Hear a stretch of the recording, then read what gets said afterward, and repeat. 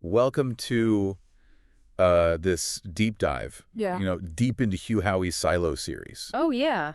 Yeah, we're going to explore, this dystopian world where humanity is just clinging to survival, in a massive underground silo. Right. Cut off from a surface they believe is toxic. And that belief right there that the outside world is hostile Yeah. is the bedrock of their entire society. Mm. It's fascinating how Howie uses the single idea to examine human behavior under, duress. Right, because it's not just about, surviving the environment. Right. It's about surviving the systems of control that spring up. Exactly. In such a confined world, we'll be looking at all three books, Wool, Shift, and Dust. Okay. Because each layer peels back another level of complexity. Exactly. So for those unfamiliar, Yeah. picture a society living in a giant subterranean cylinder. Okay. Resources or scarce population is strictly controlled. Ah. And their only window to the outside world is a handful of camera feeds showing a desolate, poisoned landscape. And those cameras supposedly showing this toxic wasteland are constantly needing to be cleaned. Right. Enter the cleaning ritual, a chilling practice where people are sent outside to wipe the lenses, Yeah. knowing they're walking to their death. It's a gripping example of manufactured consent, isn't it? Yeah. They're told it's for the good of the silo, and for the most part, they accept it without question. Wow. Reminds me of those historical instances where societies were told to make huge sacrifices for the greater good, even if that good was a fabrication by those in power. Yeah, it's disturbing how quickly people can normalize the abnormal when survival is at stake. Right. The silo's inhabitants meticulously tend their farms, recycle every scrap and hold on to traditions from the before times, all within this steel and concrete tomb. Yeah. And yet there's a spark of resilience there too. Absolutely. Howie portrays this beautifully in the way they cling to their ritual stories Yep. and a sense of community, Yeah. even with the ever-present threat of cleaning hanging over their heads. Like, they have this tradition of making artwork from the scraps of leaner suits. Oh, wow. It's both a tribute and a quiet act of rebellion, acknowledging the sacrifice while subtly questioning the necessity of it all. That's a great example of how Howie subtly weaves these layers of meaning throughout the series. It's Right. not just about the big dramatic events, it's about the tiny acts of defiance and hope that keep the human spirit alive Yeah. in the face of oppression. Okay, let's talk about the governing body of the silo and the control they exert. Okay. We learned early on that information is tightly controlled, history is rewritten, and certain knowledge is forbidden. It's a classic dystopian trope. Yeah. But Howie gives it a unique twist. Okay. The silo isn't just ruled by a tyrannical dictator. Right. It's governed by a council of seemingly well-intentioned individuals who believe they're acting for the greater good. And this is where things get ethically murky, Right. because their control goes beyond information. Uh-huh. It extends to things like forced medication that suppresses memories and emotions, supposedly to maintain order and prevent unrest. It forces us to confront a deeply unsettling question. Yeah. How much control is justifiable in the name of survival? Right. Does a society built on suppression, even if it ensures stability, truly serve its people? Or does it ultimately rob them of their humanity? And that's a question that resonates even more today, wouldn't you say? Absolutely. We live in an age of information overload and manipulation, where algorithms curate what we see, and governments are increasingly tempted to control narratives. Yeah, The silo in many ways feels like a cautionary tale for our times. it really does. Yeah. It's almost like Howie is holding up a mirror to Yeah. our own society, forcing us to confront the uncomfortable parallels Yeah. between the silo and our own world. And the parallels become even more striking as the series progresses, right? Because in Shift, we're thrown for a loop Oh, yeah. when the true nature of the silo's history and purpose is revealed. Shift completely flips our understanding of everything we discover, that the silo isn't some isolated refuge. It's part of a larger network Wow. of silos, all carefully orchestrated and controlled Okay. by a shadowy group known as the Founders. And the cleaning. Right. It wasn't about protecting people from a toxic environment. Right. It was a brutal mechanism to ensure compliance, Mm-hmm. a way to weed out those who dared to question or rebel. It's a chilling reminder of how easily good intentions can be twisted and manipulated Yeah. to serve a darker purpose. Those founders, they believed they were saving humanity, but at what cost? A whole society living a lie, trapped in the cycle of fear and obedience. It makes you wonder if they had presented the truth to the silo inhabitants, the real history. the other silos, the dangers of the outside world would people have chosen differently? Right. Would they have rallied together to find a solution, or would the knowledge have torn them apart? That's the million-dollar question, isn't it? Yeah. And it's a question that's relevant not just to the silo, but to our own world. How do we balance transparency and truth Yeah. with the potential for chaos and instability?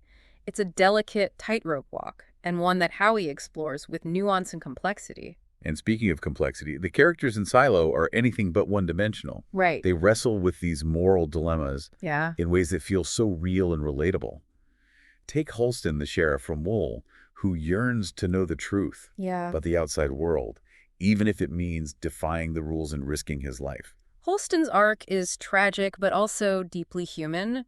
He represents that innate curiosity, that desire to understand the world around us, even if it means challenging the narratives we've been told. He's willing to sacrifice everything for a chance at truth, and then you have Juliet the mechanic who rises to become mayor. Right. She's another fascinating character who embodies this struggle between survival and freedom. Juliet is a problem solver, a Yeah. pragmatist. She sees the flaws in the Silas system, but she's also acutely aware of the risks involved in rocking the boat.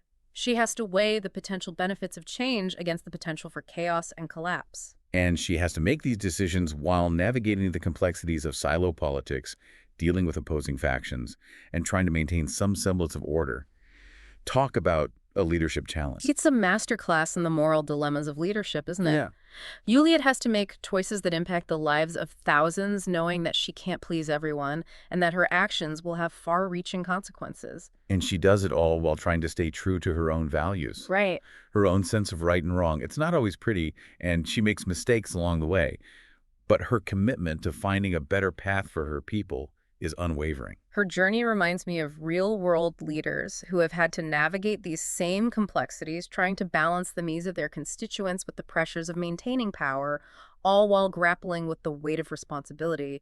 It's a burden that can crush even the most well-intentioned individuals.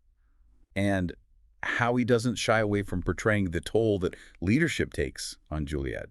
We see her struggle with doubt, fear, and the crushing weight of responsibility. It makes her success all the more impactful. Speaking of successes, one of Howie's greatest strengths in the Silo series is his world building. The level of detail he puts into creating this believable, intricate society is phenomenal. From the layout of the silo levels with their specific functions and hierarchies to the descriptions of the technology and the resource management systems, it feels like a place you could actually live in, albeit not a place you'd necessarily want to live in. And it's not just the physical space, right? Right. It's the cultural details, the rituals, the myths, the way people talk and interact with each other.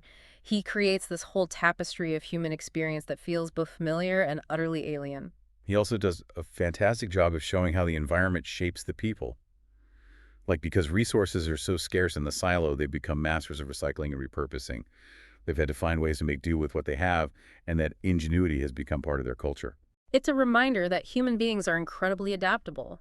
We can find ways to thrive in even the most challenging circumstances, and that resilience, that ability to innovate and find solutions, is a recurring theme throughout the series. But alongside that resilience, Howie also shows us the darker side of human nature.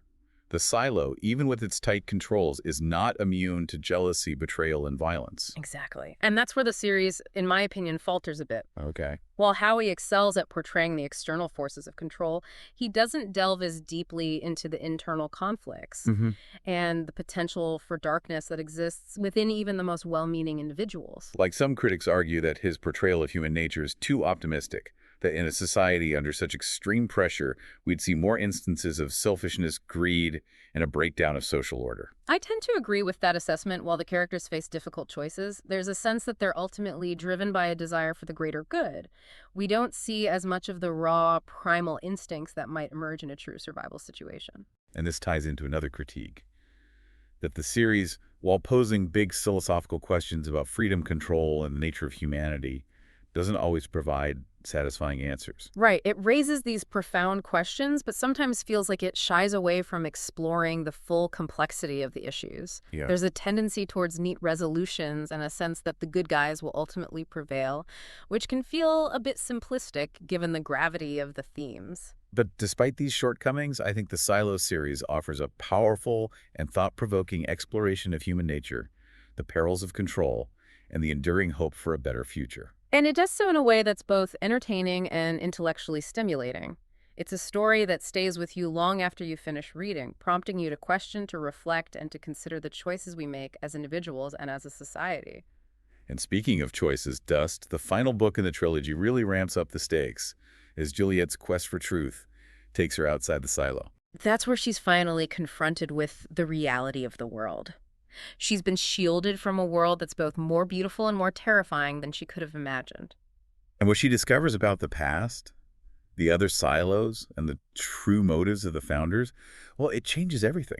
It really does make you wonder, like, how much of our own reality is shaped by the stories we're told? Mm. And are we, in some ways, living in our own versions of the silo? That's the beauty of good dystopian fiction, isn't it? Yeah. It holds up a distorted mirror to our present, exaggerating certain aspects to make us question our assumptions and the systems we often take for granted. And in Dust, Juliet isn't just confronting the physical realities of the outside world. Right. She's confronting a whole new narrative, one that challenges everything she thought she knew about the silo, the founders, and humanity's past. She encounters other survivors, people who have adapted to life outside the silo in ways she couldn't have imagined, and through their stories, through their struggles and their triumphs, she starts to piece together a more complete picture of what happened to the world. And she has to reconcile that new understanding with her own experiences, her own beliefs, and the weight of responsibility she carries as the leader of her people. It's a powerful moment of growth for her character. She's forced to shed the comfortable illusions of the silo and embrace the messy, complicated truth of the world.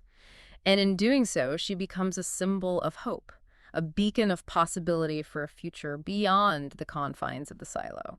But it's not an easy journey for her, is it? No, it's not. She faces betrayal, loss, and the constant threat of danger from both the environment and from those who cling to the old ways, those who fear change, and would rather maintain the illusion of control. Exactly. Yeah. Her journey highlights the challenges of leading people through periods of profound transformation. Right. It's not enough to simply present the truth. Yeah. You have to guide them through the process of acceptance, of letting go of old beliefs, and of building something new in their place. And that brings us back to the theme of resilience. Yeah. Because despite all the hardships, despite the betrayals and the setbacks, the characters in Dust never give up hope. They keep fighting, Yeah. they keep adapting, and they keep searching for a way to create a better future for themselves and for future generations. And that's a powerful message, isn't it? Yeah. That even in the face of seemingly insurmountable obstacles, the human spirit can endure. That we have the capacity to learn to grow and to rebuild even from the ashes of a shattered world. But Howie doesn't give us a neat fairy tale ending. There are losses, there are sacrifices, and the future remains uncertain, which in a way feels more honest, more true to the complexities of life. Absolutely. It wouldn't be a very compelling story if everything was wrapped up in a tidy bow. Right. The open-endedness of the conclusion invites us to ponder the possibilities, to consider the choices we would make in a similar situation, and to imagine our own versions of what a hopeful future might look like. And that's where the real power of the Silo series lies, I think. It's not just a thrilling dystopian adventure. It's a reflection of our own fears, our own hopes, and our own potential for both good and evil. It reminds us that the choices we make, both individually and collectively, have consequences. That the stories we tell ourselves, the narratives we embrace, shape our reality and determine our destiny. So as we wrap up this deep dive into the Silo series, we leave you with this thought. What stories are you telling yourself? What stories are shaping your worldview? And what stories do you want to leave behind for future generations? Thank you for joining us on this journey. We hope it sparks some introspection and maybe even a little bit of hope for the future, no matter how uncertain it may seem. And until next time, keep exploring, keep questioning, and keep telling your stories.